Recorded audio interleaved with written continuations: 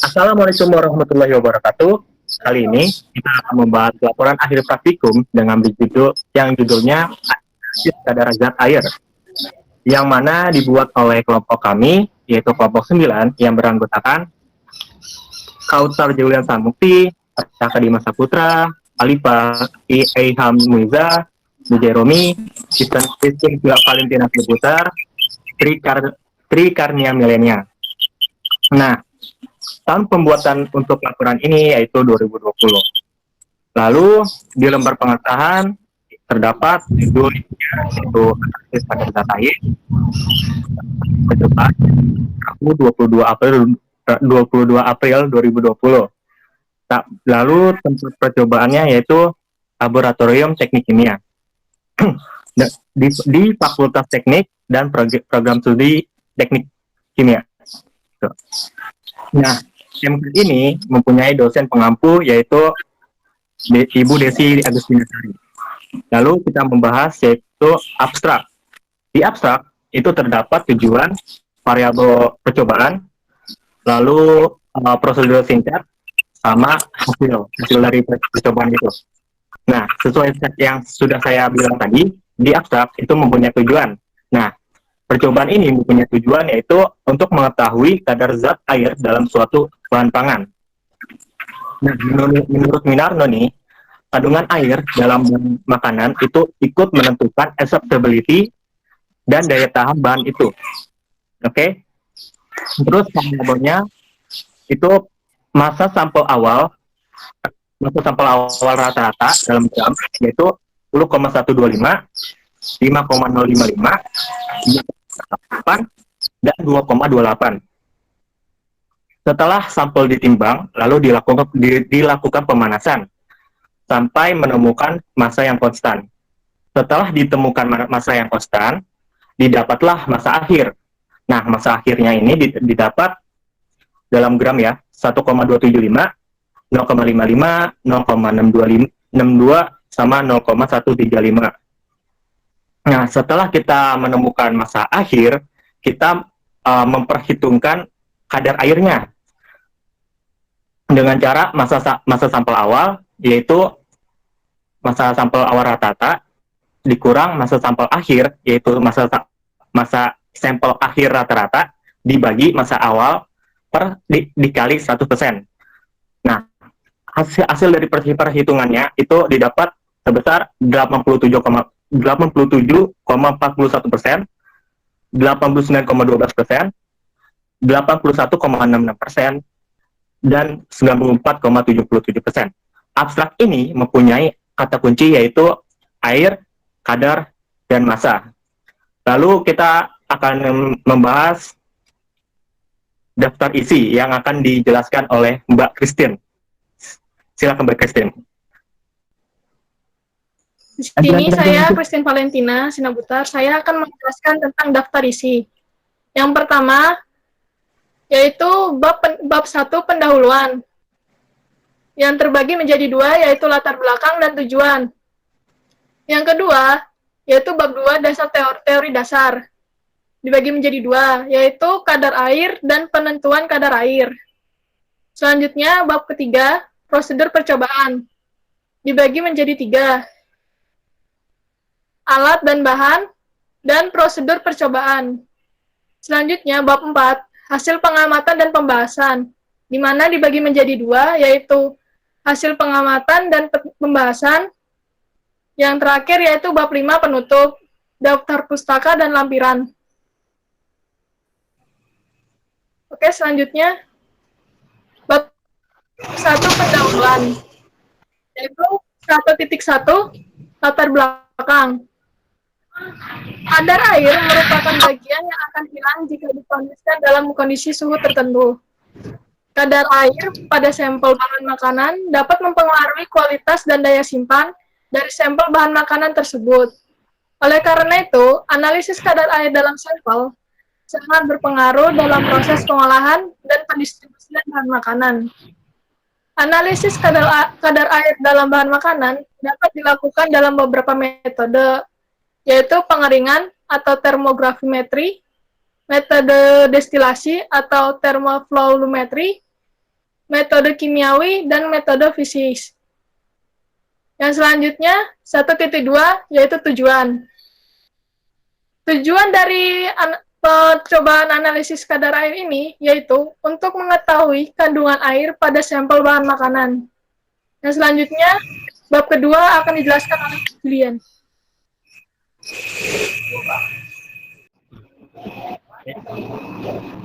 Mengenai bab 2 ada teori dasar. Air merupakan zat atau materi atau unsur yang penting bagi semua bentuk kehidupan. Air diperlukan untuk kelangsungan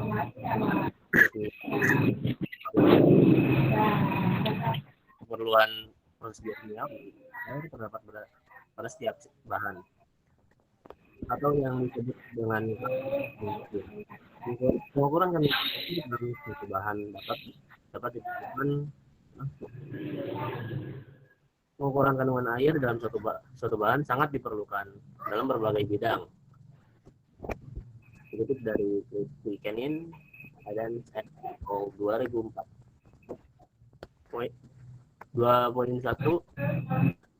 air merupakan air yang bahan yang dinyatakan dalam persen. Pada air juga merupakan satu karakteristik yang sangat penting pada bahan pangan. Air dapat mempengaruhi penampakan, tekstur, dan cita rasa pada bahan pangan. Kadar air dalam bahan pangan, kesegaran dan daya awet bahan. Menentukan kesegaran dan daya awet bahan pangan tersebut. Direktorat Gizi Departemen Kesehatan tahun 1972. Kadar air adalah perbedaan antara berat bahan sebelum dan sesudah dilakukan pemanasan. Setiap bahan bila diletakkan dalam udara terbuka, kadar airnya akan mencapai keseimbangan dengan kelembaban udara di sekitarnya. Pada air bahan ini disebut dengan kadar air seimbang. Bahan beberapa cara, yaitu metode pengeringan atau termografimetri, metode fisik, dan metode khusus misalnya dengan chroma atau nuklear magnetic resonance, Darmadi,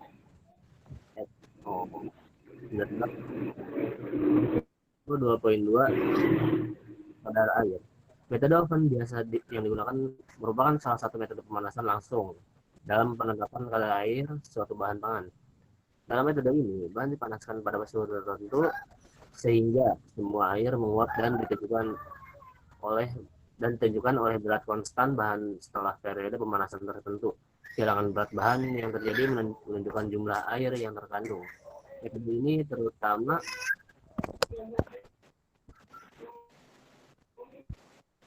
digunakan untuk bahan stabil terhadap pemanasan yang agak tinggi, serta produk yang tidak atau rendah kandungan sukrosa dan glukosanya seperti tepung-tepungan dan cereals.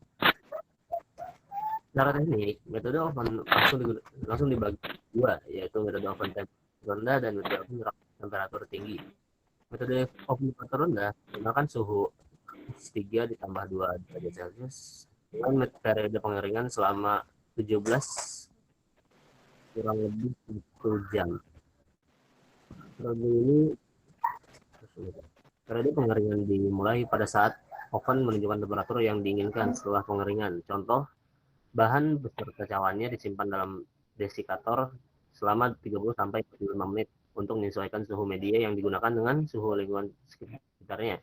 Setelah itu, ditimbang beserta wadahnya. Selama penimbangan, kelembapan dalam ruang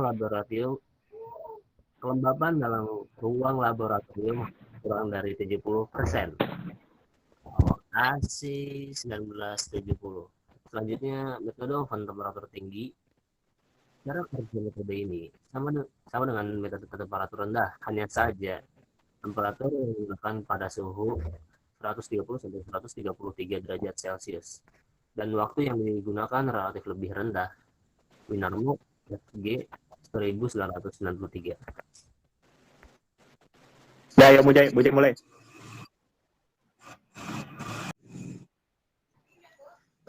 Bab 3, prosedur percobaan alat dan bahan, alat, cawan porselen, oven, desikator, timbangan analitik, pencempit, crucible, bahan, tepung tapioka, 2 tepung beras, 3 tepung terigu, 4 tepung jagung. Prosedur percobaan, kalibrasi, cawan porselen, oven, desikator, dan silika gel sebelum digunakan. Setelah itu, timbang sampel sebanyak 2 gram. 3. Masuk ke dalam oven telah diatur suhunya 105 derajat selama 1 jam. Kemudian didinginkan ke dalam desikator. Perlakukan pemanasan sampel hingga diperoleh berat yang konstan. Nah, udah. Mulai, mulai. Bab 4. Oke. Bab 4. Hasil pengamatan dan pembahasan. Di sini ada 4.1 yaitu hasil pengamatan. Hasil pengamatan didapat yang pertama, sampel 1 itu 0,28. Yang kedua, ini dalam kondisi awal wadah 0,82, 0,28 maksudnya, 0,27, 0,23, 0,24, 0,19, 0,19, 0,20, 0,20. Sampel awalnya 10,07, 10,18, 5,8, 5,03, 3,40, 3,36, 2,56, 2,60. Wadah plus sampel dalam gram itu 10,35, 10,45, 5,31, 5,27, 3,59, 3,55, 2,76, dan 2,80. Dalam kondisi akhir, wadah plus sampel yang didapat yaitu 1,25, 1,58, 0,81, 0,76, 0,81, 0,81, 0,34, dan 0,33. Sampel BN akhir yaitu dapat 1,24, 1,31, 0,58, 0,52, 0,52, 0,52, 0,14, 0,13. Lanjut. Menghitung kadar air. Rak, tolong, Rak.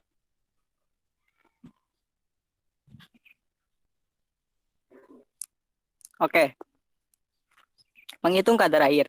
Nah, di sini kita akan menghitung kadarnya dengan cara menghitung rata-rata sampel awal. Di sini sudah didapatkan datanya. Yang sampel pertama itu sampel awal rata-ratanya 10,125 gram. Nah, sampel akhirnya 1,275. Kadar airnya dalam persen yaitu 87,41. Sedangkan sampel 2, sampel awal rata-ratanya yaitu 5,055. Sampel akhirnya atau BN rata-ratanya 0,55. Kadar air yang didapat yaitu 89,12%. Sampel ketiga dengan sampel awal rata-rata 3,38 gram. Sedangkan sampel rata-rata 62 gram. Maka didapat kadar airnya dalam persen yaitu 81,66%. Sampel keempat, sampel awal rata-ratanya yaitu 2,58 gram. Sampel akhirnya rata-rata 0,135 gram. Didapat kadar airnya yaitu 94,77%. Lanjut ke 4.2 yaitu mengenai pembahasan. Percobaan analisis kadar air dilakukan dengan cara menimbang sampel, lalu dimasukkan ke dalam oven dengan pengaturan suhu 105 derajat Celcius selama kurang lebih 1 jam. Nah, kemudian Sampel tersebut didinginkan ke dalam desikator. Lakukan pemanasan sampel sampai ditemukan berat yang konstan. Jadi setelah di oven itu didinginkan ke desikator lalu ditimbang. Nah, itu kan belum konstan. Lakukan percobaan itu lagi sampai dapat massa yang konstan. Dari data hasil yang didapat, diperoleh kadar air sebesar 87,41% untuk sampel awal dengan massa 10,125 gram dan sampel akhir 1,28 gram. Kadar air sebesar 89,12% untuk sampel awal dengan massa 5,055 gram dan sampel akhir 0,55 gram. Kadar air sebesar 81,66% untuk sampel awal 3,38 gram dan sampel akhir 0,62 gram. Kadar air yang didapat sebesar 94,77% untuk sampel awal dengan massa 2,58 gram dan sampel akhir atau BN-nya itu 0,14, kurang lebih segitu. Oke.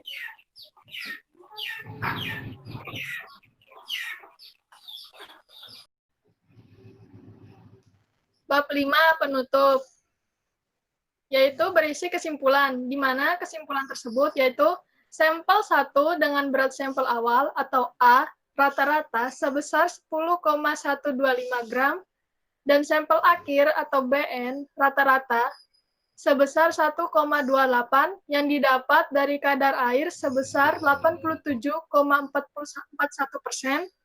Lalu sampel kedua dengan A rata-rata atau sampel awal sebesar 5,055 gram dan B yaitu sampel akhir rata-rata sebesar 0,55 gram. Didapat dari kadar air sebesar 89,12%. Kemudian, sampel ketiga dengan A rata-rata atau sampel awal sebesar 3,38 gram dan B yaitu sampel akhir rata-rata sebesar 0,62 gram didapat dari kadar air sebesar 81,66 gram. Yang selanjutnya yaitu sampel 4 dengan A rata-rata yaitu sampel awal sebesar 2,58 gram dan B sampel akhir rata-rata sebesar 0,14 gram yang didapat dari kadar air sebesar 94,77%.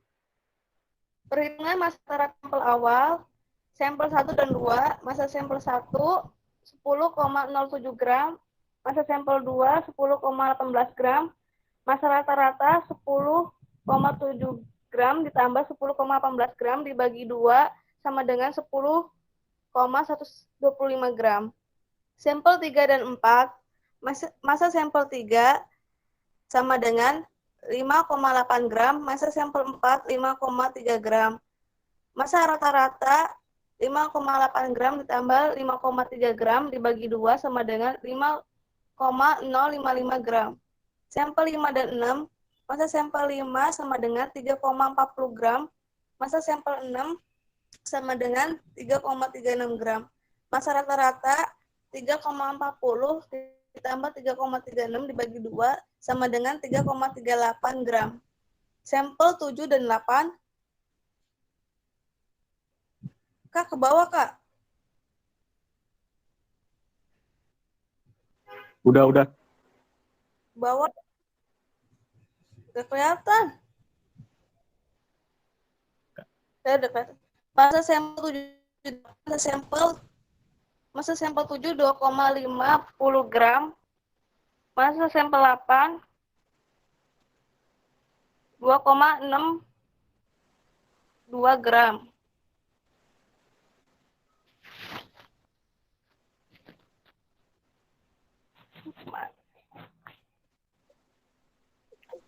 Massa rata-rata ini ke atas. bener. Masa sampel 7 dan 8 2,56 gram, masa sampel 8 3,36 gram, masa rata-rata 3,40 ditambah 3,36 dibagi 2 sama dengan 3,38 gram. Ih, salah kan?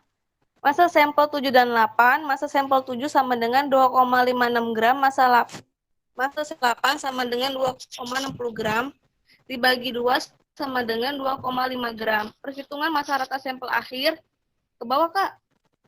Sampel 1 dan sampel 2. Sampel 1 sama dengan 1,24 gram.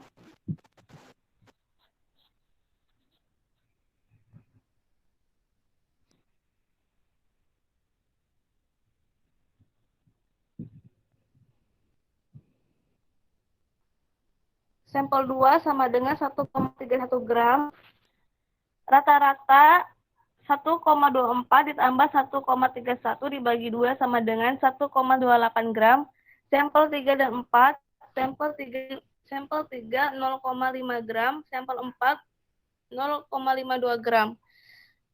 Masa rata-rata 0,58 ditambah 0,52 sama dengan dibagi 2 sama dengan 0 gram.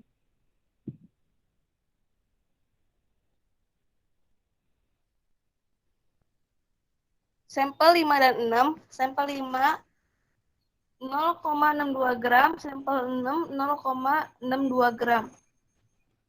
0,62 ditambah 0,62 dibagi 2 sama dengan 0,62. Sampel 7 dan 8, sampel 7 0,14 gram, sampel 8 0,13 gram.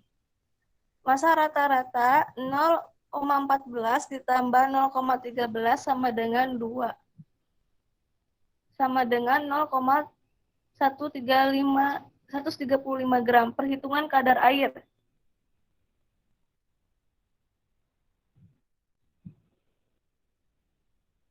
Kadar air sampel 1 dan 2, masa rata-rata sampel awal 10,125 gram, masa rata-rata sampel akhir BU sama dengan 100,275 gram. Kadar air